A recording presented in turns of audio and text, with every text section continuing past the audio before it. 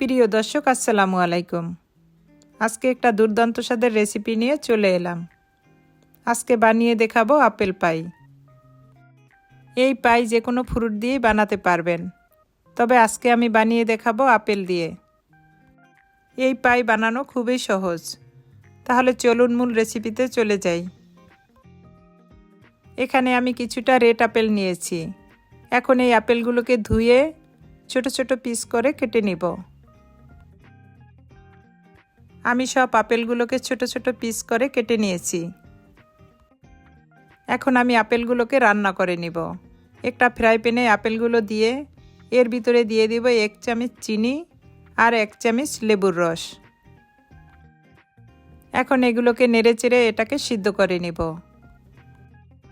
এভাবে নেড়েচেড়ে এটা যখন হালকা সিদ্ধ হয়ে যাবে, তখন এর ভিতরে দিয়ে দিব 1 চামচ সিনামন পাউডার। এই আপেলগুলোকে রান্না করে খুব বেশি নরম করে ফেলবো না, এরকম শক্ত শক্ত থাকতেই আপেলগুলোকে নামিয়ে নিব। এখন চুলার জালটা অফ করে আপেলটাকে এক সাইডে রেখে দিব। এখন পাইয়ের জন্য একটা ডো বানিয়ে নিব। এর জন্য আমার লাগবে 2টা ডিম, 1 কাপ চিনি আর 1 চামচ ভ্যানিলা এসেন্স, 1 চামচ বেকিং পাউডার আর হাফ কাপ বাটার। এবার সব উপকরণ একসাথে খুব ভালো করে মিক্স করে নিব। যতক্ষণ পর্যন্ত চিনিটা গলে না যায় ততক্ষণ পর্যন্ত এটাকে মিক্স করে নিতে হবে। এখন দিয়ে দিব 2 কাপ ময়দা। এগুলোকে হাত দিয়ে ডলে একটা সফট ডো বানিয়ে নিব। এই ডোটা বানানো যতটা পারফেক্ট হবে, পাইটা খেতে ততটাই টেস্টি হবে। এখন আমার ডোটা একদম রেডি। এখন যেই ট্রেতে আমি পাইটাকে বসাবো, সেই ট্রেতে বাটার ব্রাশ করে নিব।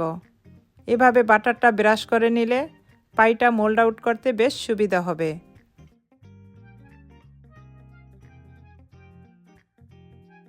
এখন এখান থেকে অর্ধেকটা ডো নিয়ে ট্রেতে বসিয়ে দিব। বাকি অর্ধেকটা ডো আমি উপরে দেওয়ার জন্য রেখে দিব। এখন ট্রের উপরে ডোটাকে এভাবে হাত দিয়ে চেপে চেপে সেট করে দিব। এই কাজটা এভাবেই করতে হবে।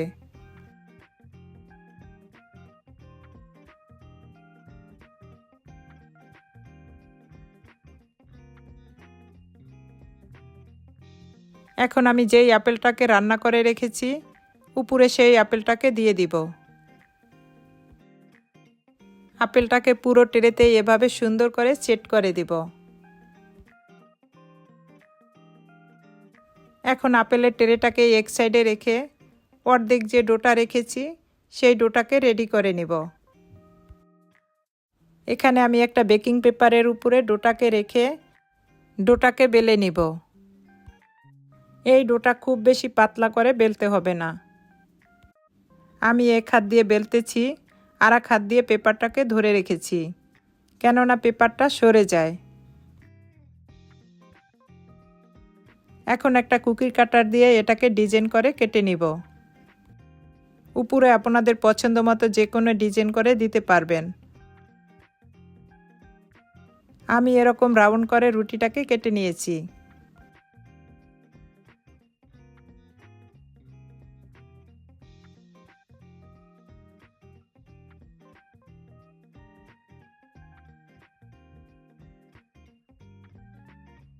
এখন যেটা করতে হবে, হাত দিয়ে এভাবে টেনে রুটিটাকে একটু ফাঁকা করে দিতে হবে। এখন সুন্দর করে আপেলের উপরে এটাকে সেট করে দিব।